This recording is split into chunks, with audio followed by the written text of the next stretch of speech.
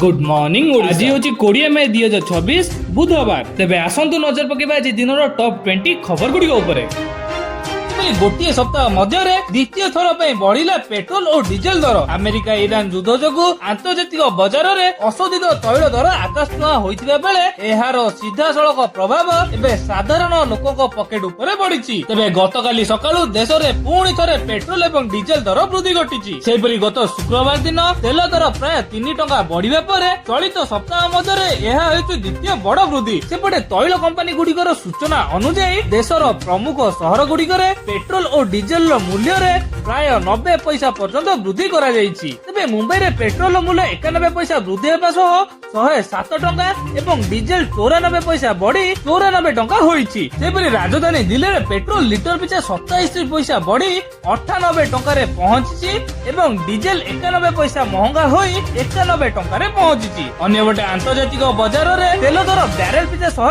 $111 टपी जाइथिबारु एहार प्रभाव ओडिशा बजार रे मध्ये देखिबाकू मिलिछि। राजधानी भुवनेश्वर समेत कटक और अन्य जिल्ला रे पेट्रोल एवं डीजेल दर पूर्व अपेक्षा महंगा हो जाइछि। एबे भुवनेश्वर रे पेट्रोल दर पुणी थरे बढ़ी 105 टंका 9 पैसा पाखापाखि पहुंची जिबा बेले मालकानगिरी और कोरापुट भली दूरवर्ती जिल्ला रे 108 टंका पार करिछि। गतकाली पुणी खोलिथिला रत्न भंडार मध्याह्न धूप पर भीतर भंडार को जाइथिला टीम। एबे चलित मासर 19, 21, 23, 26, 28, 29 और 30 तारिख रे हेबो भीतर भंडार रत्न अलंकार गणति मनति कार्य। तेबे पूर्वरु 10 दिन गणति रे मोट 60 घंटार गणति प्रक्रिया सरीछि। आउ चलंती भंडार रे केवल श्रीजीव श्री अंगरे थिबा 2 अलंकार को छाड़ी अन्य अलंकार गणति शेष होई जाइछि। 12 भंडार रे 3टी अलंकार चिन्हट होई पारि नथिबा बेले 1987 मसिया तालिका सह मेलक अनुसार अलंकार संख्या बढ़ी। सेपरि भीतर भंडार रे 5 दिन गणति रे प्राय 130 अलंकार अर्थात 25% गणति कार्य सरीछि। आउ एहारी मध्य रे बाहर काठ पाखरु महाप्रभुଙ୍କ दर्शन करिवे श्रद्धालु। आउ महास्नान भली अनावश्यक प्रतिकूल परिस्थिति एड़ेबा पई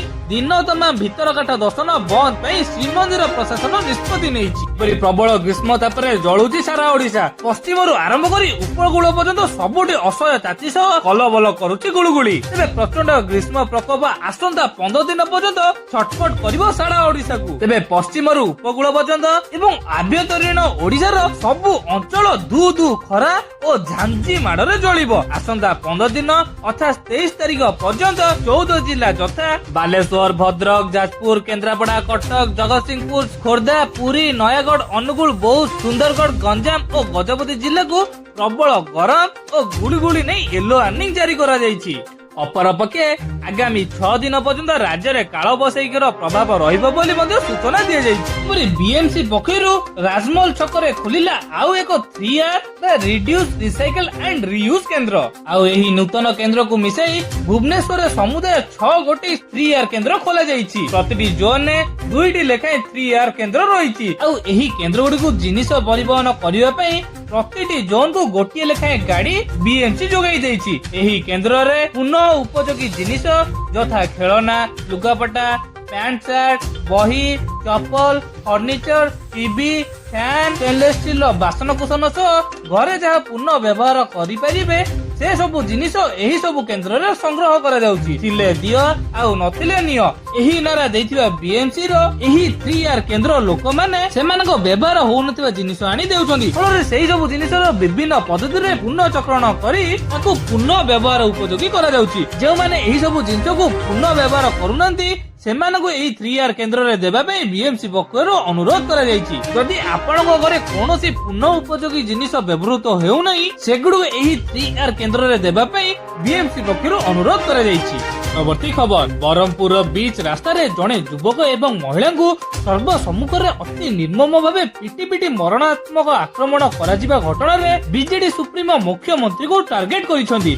से कहिसंती अराजकतार भयंकर चित्र ओडिशा देखुची, भाजपार शासन नुहे तो लागुची गुंडा राज चलीछि। सेपरि बीच रास्ता रे जणे युवक एवं महिला को सर्वसम्मुख रे अति निर्मम भावे पिटी मरणात्मक आक्रमण करा जिबार दृश्य अत्यंत अमानुषिक थिला। सारा ओडिशावासी को यह आतंकित और विचलित करिछि। लागुची भाजपा सरकार ओडिशा को अपराधी हाथ को टेकी देइछि। ଭୟଶୂନ୍ୟ ହୋଇ ଅପରାଧୀ ମାନେ ଅତ୍ୟନ୍ତ ନୃଶଂସ କାଣ୍ଡ ଘଟାଉଛନ୍ତି। କୁଆଡେ ଯାଉଛି ପୋଲିସ ପ୍ରଶାସନ, ଆଉ କୁଆଡେ ଯାଉଛି ଆଇନ କାନୁନ ବ୍ୟବସ୍ଥା। ଆଉ ଭାଜପା ସରକାର ଉତ୍ସବରେ ମାତି ସାଧାରଣ ଜନତାଙ୍କ ସୁରକ୍ଷାକୁ ଆଉ କେତେ ଦିନ ବିପନ୍ନ କରିବେ? ଓଡିଶା ଆଉ କେତେ ଲଜ୍ଜିତ ହେବ? ମିଛ ବାହାସ୍ପଟରେ ସରକାର ଚାଲେନି, ଲୋକଙ୍କୁ ସୁରକ୍ଷା ଦରକାର। ସେହିପରି ବିପର୍ଯ୍ୟସ୍ତ ଆଇନ ଶୃଙ୍ଖଳା ଏବଂ ଗୁଣ୍ଡରାଜ ଶାସନ ପାଇଁ ଓଡିଶା ସାରା ଦେଶରେ ନିନ୍ଦିତ ହେଉଛି। ଭାଜପା ସରକାର ଅପରାଧୀଙ୍କୁ ସୁରକ୍ଷା ଦେବା ଛାଡୁ ତୁରନ୍ତ ଦୋଷୀଙ୍କ ବିରୋଧରେ କଠୋରରୁ କଠୋର କାର୍ଯ୍ୟାନୁଷ୍ଠାନ ନେଇ ସାଧାରଣ ଲୋକଙ୍କ ସୁରକ୍ଷାକୁ ସୁନିଶ୍ଚିତ କରୁ। ପରବର୍ତ୍ତୀ ଖବର, ପୁଣି ଅଶାନ୍ତି ହେଲା ବାଣୀବିହାର। ଅଣଛାତ୍ରଙ୍କ ପ୍ରବେଶକୁ ନେଇ ପୁଣି ବାଣୀବିହାର ଅଶାନ୍ତ ହୋଇପଡିଛି। ଗତକାଲି ରାତିରେ କିଛି ଅଣଛାତ୍ରଙ୍କ ଆକ୍ରମଣରେ 4 ଜଣ ଛାତ୍ର ଆହତ ହୋଇଛନ୍ତି। ଏହାକୁ ନେଇ ବିଳମ୍ବିତ ରାତିରେ ବାଣୀବିହାର ପରିସରରେ ଉତ୍ତେଜନା ଲାଗି ରହିଛି। ତେବେ ଅଣଛାତ୍ରଙ୍କ ଗିରଫ ଦାବିରେ ବାଣୀବିହାର ଶତାଧିକ ଛାତ୍ର ମୁଖ୍ୟ ଫାଟକ ସାମ୍ନାରେ ଧାରଣାରେ ବସିଛନ୍ତି। ଆଉ ଉତ୍ତେଜନାକୁ ଦୃଷ୍ଟିରେ ରଖି ଘଟଣାସ୍ଥଳରେ 2 ପ୍ଲାଟୁନ ପୋଲିସ ଫୋର୍ସ ମୁତୟନ କରାଯାଇଛି। ଖବର ଅନୁଯାୟୀ ଗତକାଲି ରାତିରେ ବାଣୀବିହାର କ୍ୟାମ୍ପସରେ ଥିବା ନୂଆ ପାର୍କ ନିକଟରେ 8 ରୁ ଅଧିକ ଅଣଛାତ୍ର ବସି ମଦ ପିଇବା ସହ ସେଠାରେ ଆତଙ୍କ ଖେଳାଉଥିଲେ। ସେଇପଟ ଦେଇ ଯାଉଥିବା କିଛି ଛାତ୍ରଙ୍କୁ ଅଣଛାତ୍ର ମାନେ ଅଟକାଇ ତାଗିଦ କରିଥିଲେ। ଏହାକୁ ନେଇ ସେଠାରେ ଉଭୟ ଗୋଷ୍ଠୀ ମଧ୍ୟରେ କଥା କଟାକଟି ହୋଇଥିଲା। ଆଉ ନିଶାସକ୍ତ ଅବସ୍ଥାରେ ଥିବା ଅଣଛାତ୍ର ମାନେ ଛାତ୍ର ମାନଙ୍କୁ ମାରଧର କରିଥିଲେ।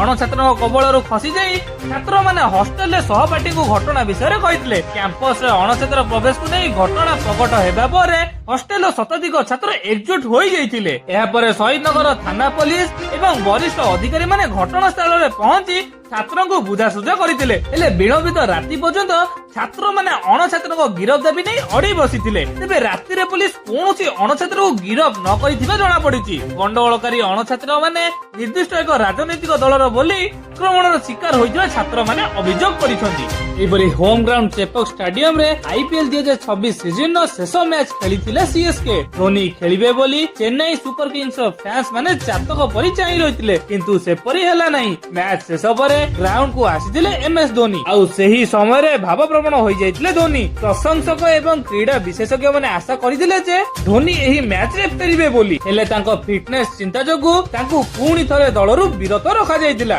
ଧୋନି ଏହି ଆଇପିଏଲ 2026 ସିଜନରେ ସିଏସକେ ଫ୍ରାଞ୍ଚାଇଜ ପାଇଁ ଗୋଟିଏ ବି ମ୍ୟାଚ ଖେଳି ନାହାନ୍ତି। ଟୁର୍ଣ୍ଣାମେଣ୍ଟ ଆରମ୍ଭ ହେବା ପୂର୍ବରୁ ତାଙ୍କ ଆଣ୍ଠୁରେ ଲାଗିଥିବା ଆଘାତ ପାଇଁ ତାଙ୍କୁ 2 ସପ୍ତାହ ଖେଳିବାକୁ ବାରଣ କରାଯାଇଥିଲା। ହେଲେ ଏହା 2 ସପ୍ତାହ ନୁହଁ, ବରଂ ପୁରା ସିଜନଟି ପାଇଁ ସେ ବାରଣ ହୋଇଯାଇଥିଲେ। ତେବେ 84 ବର୍ଷୀୟ ଏହି ଖେଳାଳି କୌଣସି ଅବସର ସମ୍ପର୍କରେ ଆନୁଷ୍ଠାନିକ ଘୋଷଣା କରିନଥିଲେ ମଧ୍ୟ ଆଇପିଏଲ 2026 ସିଜନର ସିଏସକେର ଶେଷ ଘରୋଇ ଖେଳ ପରେ ତାଙ୍କ ଅଭିବ୍ୟକ୍ତ ସୂଚାଇ ଦେଇଥିଲେ ଯେ ଧୋନି ଆସନ୍ତା ବର୍ଷ ତାଙ୍କ ୟେଲୋ ଜର୍ସିରେ ଆଉ କମବ୍ୟାକ୍ କରି ନ ପାରନ୍ତି। ଆଉ ଭାବପ୍ରବଣ ଅବସ୍ଥାରେ ସେ ଚେପକ ଷ୍ଟାଡିୟମରେ ଦର୍ଶକଙ୍କୁ ହାତ ହଲାଇ ବିଦାୟ ଦେଇଥିଲେ। ତେବେ ଏହି ସ୍ଥାନଟି ପ୍ରାୟ 2 ଦଶନ୍ଧି ଧରି ଆଇପିଏଲ କ୍ୟାରିୟରର ଏକ ପ୍ରମୁଖ ସମୟ ଥିଲା। ତେବେ ଆଇପିଏଲ ଚେପକ ଷ୍ଟାଡିୟମ ତାଙ୍କ ପାଇଁ ହୋମ ଗ୍ରାଉଣ୍ଡ ହୋଇ ରହିଛି। ତେବେ ଏମଏସ୍ ଧୋନି ସିଏସକେ ସାଥୀ ସୁରେଶ ରାଇନାଙ୍କୁ ମଧ୍ୟ ଆଲିଙ୍ଗନ କରିଥିଲେ।